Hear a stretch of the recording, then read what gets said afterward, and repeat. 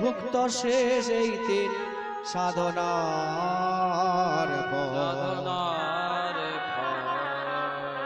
কি বললেন? হরে কৃষ্ণ। এ কঠিন সাবজেক্ট।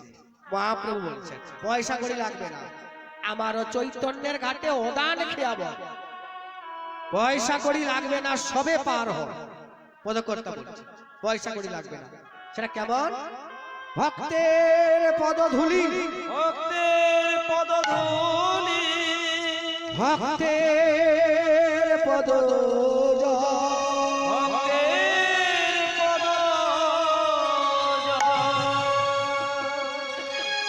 ভক্তের ভুক্ত শেষ এই তিন সাধনার মা।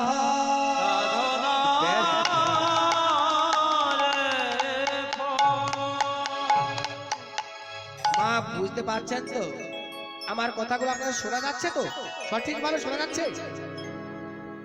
ভক্তের পায়ের ধুলি কেউ খাবে? বলে করোনায় ছেয়ে গেছে আর ভক্তের পায়ের ধুলি খাবে। মহাপ্রভুর এই কথাটা শুনে নিত্যানন্দ মহাপ্রভু আড়ালের দিকে তাকিয়ে হাসছে। এই নিত্যানন্দ, হাসছো কেন? প্রভু, আপনি যে বললেন ভক্তের পায়ের ধুলি কেউ খাবে, কলিযুগে ভক্তের পায়ের জল কেউ নেবে, আর ভক্তের উচিষ্ট কেউ নেবে, আপনি কথা বললেন। নিত্যানন্দ, আমার মুখের কথা নয়, এ বেদের কথা। আমার মুখ থেকে যা বেরোবে এ বেদের পরিভাষা, বেদের ভাষা। তাহলে আপনি দেখান, কলিযুগে প্রমাণ করে দেখিয়ে দেন যে ভক্তের পায়ের ধুলি মানুষ খাবে। ও, আমাকে দেখাতে হবে? ঠিক আছে, আমি দেখাচ্ছি। চলো নিত্যানন্দ, সবাইকে বলে দাও আজকে আমরা এই পদাবলীটা একটু বন্ধ করে অন্য কীর্তনটাকে যাচ্ছেন, সবাই কীর্তন করতে যাচ্ছেন। সকালবেলায় যাচ্ছেন, সবাইকে নিয়ে যাচ্ছেন। কোথায়? কাজী রাজার বাড়িতে। বলে চলো ওই মুসলমানের বাড়িতে আজকে যাব আমরা সকালবেলা। কেন? গতকালকে খোল ভেঙে দিয়েছে, মারামারি করেছে, আজকে উনার বাড়িতে কীর্তন করতে যাব। সবাই হরে নম কৃষ্ণ যাদবায় নম,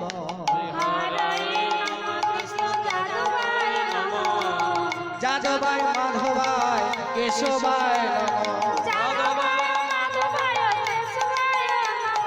হরি নম কৃষ্ণ যাদবায় নম।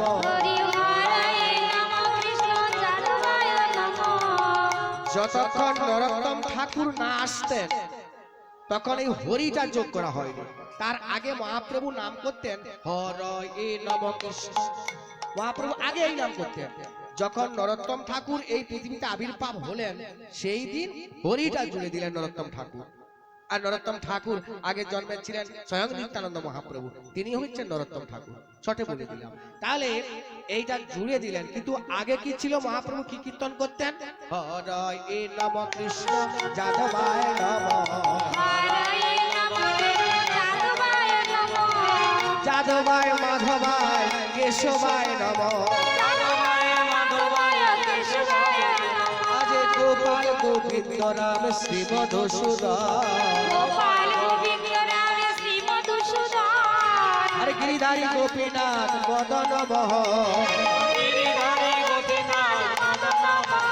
তারা নাম করে চলে যা,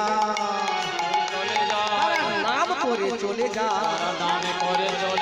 কাজী রাজার বাড়িতে নাম করে চলে যা। কাজী রাজার বাড়ি হরি হরি হরি বলে, হরি হরি হরি বলে, আমি করে চলে যাই, হরি হরি হরি হরি চলে যাই, হরি হরি হরি করে চলে যাই। এই যে নামের ধ্বনি, কাজী রাজার বাড়িটা যেন একজন রাজা স্তব্ধ হয়ে গেছে, ভয়ে থরথর করে কাঁপতে কাঁপতে খাটের মধ্যে, খাটের ভিতরে লুকিয়ে গেছে কাজী রাজা, একেবারে ভিতরে। কিন্তু অসভ্য কিছু সম্প্রদায় ছিল এই মুসলমানের মধ্যে। কি করছে জানেন?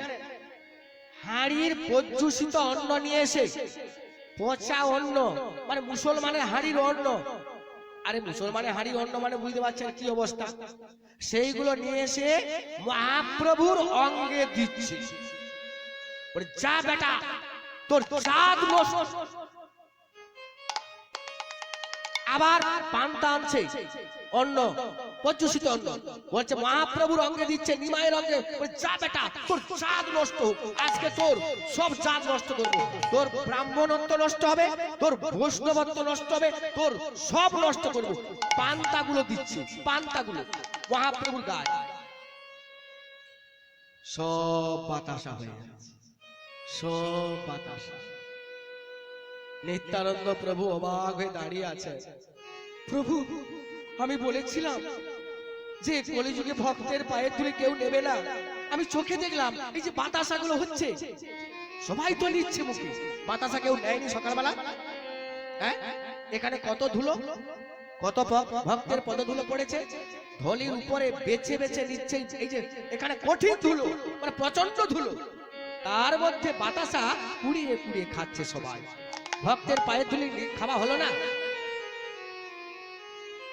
নিত্যানন্দ অবাক, বলে প্রভু এই যে আপনার প্রসিডিওর, এই যে নিয়ম, আমি অবাক হয়ে গেলাম। হ্যাঁ, আজ থেকে হলো কীর্তনের প্রারম্ভে, কীর্তনের শেষে, কীর্তনের মাঝখানে, যখন খুশি বাতাসা হরিলুট করতে হবে, আর সেই বাতাসা সবাই পাবে। আর যদি কেউ অহংকার করে না নেয়, আমি শিক্ষিত, আমি মাস্টারমশাই, আমি এমএলএ এমপি, যদি না নেয় এই বাতাসা, জ্ঞান থাকতে থাকতে পরের জন্মে তাকে চণ্ডালত্ব প্রাপ্ত হতে হবে। আর যে অকাতরে বাতাসা নিয়ে সেবা করবে, এই ধুলি থেকে, ওই ঢাকা থেকে নয়, ঢাকা থেকে নয়, পৃথিবীর যা সাধনা সব তার সাধনা হবে।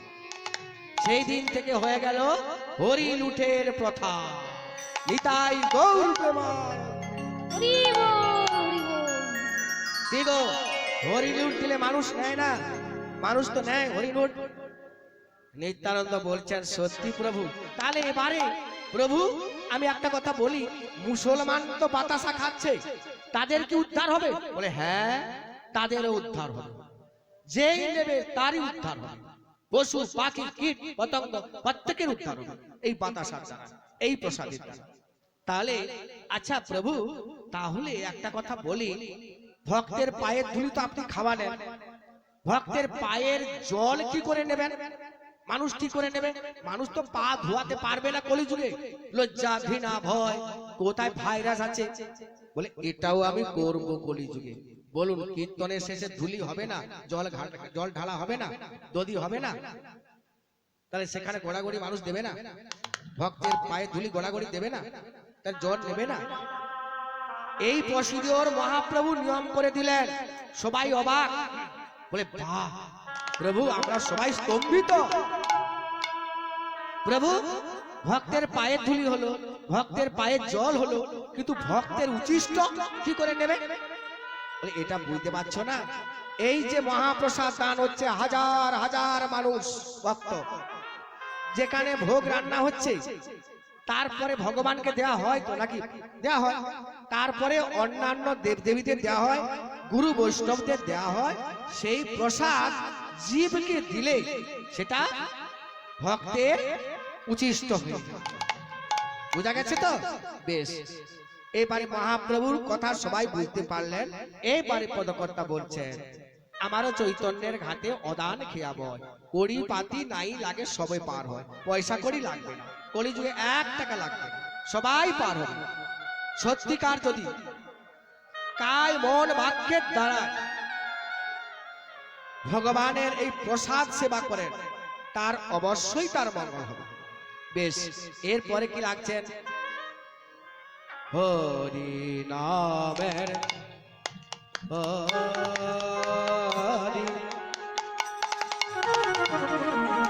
হরি নামের তরি খানি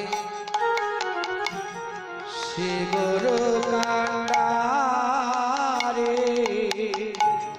হরি নামের তরি খানি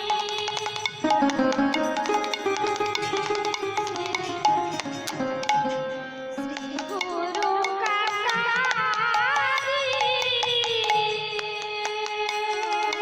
হরে কৃষ্ণ। গুরুত্বপূর্ণ। তরি কি হবে? তরি, তরি মানে কি?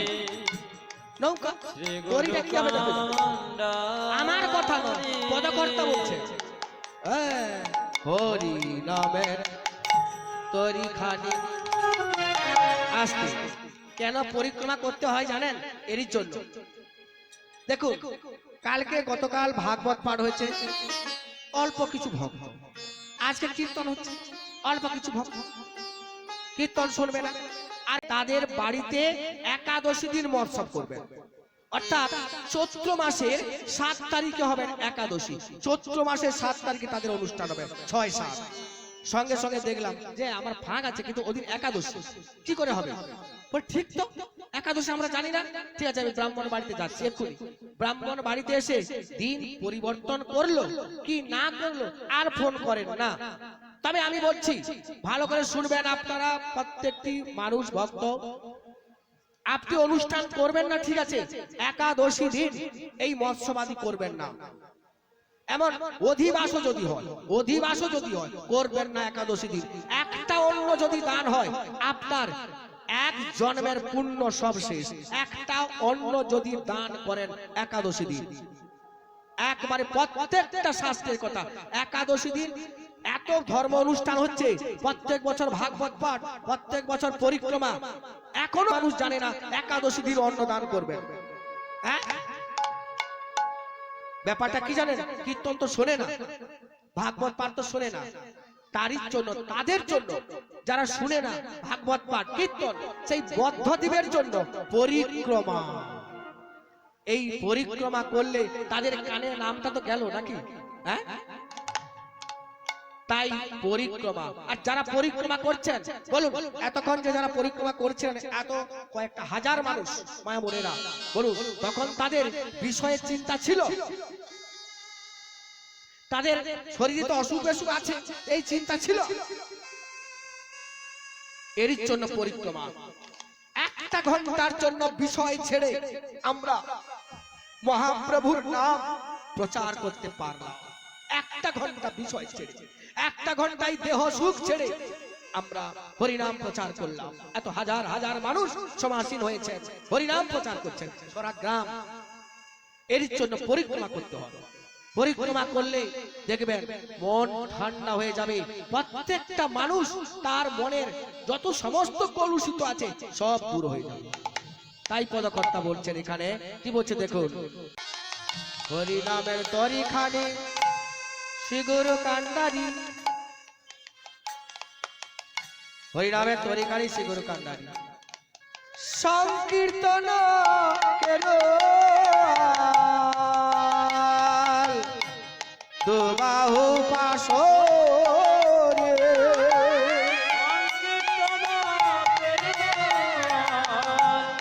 দুবাহু প্রসারী। হরিনামের তরি কি হলো? কলিযুগের তরি, তরি কি হলো? হরিনাম। আর একটা কথা এখানে পদকর্তা বললেন, এই কানটাতে আপনারা পেঁচে পড়ে যাবেন। শ্রী গুরু কান্ডারি, কান্ডারিটা কি হবে? আপনি যতই হরিনাম করুন, আপনার কান্ডারি দরকার। আর কান্ডারিটা কি? শ্রীমদ ভাগবত বলছেন, মন দিয়ে শুনুন। নৃদেহ মাদাগ সুলভ সুদুর্লভ প্লবং সুকল্প গুরু কর্ণধার ময়ান কুলের নমস্য তেরিত পুমান ভবাম বুধৌ নতরে সো আত্মহা। বুঝতে পারছেন মা? নৃদেহ মাদক, নৃদেহ মাদক মানে এই মনুষ্য জন্মকে বলা হচ্ছে নৃদেহ মাদক। এই দেহটাকে বলা হচ্ছে নৃদেহ মাদক। সুলভ, সুদুর্লভ। সুলভ মানে কি? সস্তা। গত বছর এই অনুষ্ঠানে বৈতাল মিষ্টি কুমড়ো কেনা হয়েছিল 5 টাকা, আর সেই মিষ্টি কুমড়ো কেনা হয়েছে 16 টাকা। একটা ফুলকপি একদিন 5 টাকা, একটা ফুলকপি আজকে 50 টাকা। ফুলকপি সুলভ, সুলভ মানে সস্তা, সুদুর্লভ মানে প্রচন্ড দাম। ফুলকপি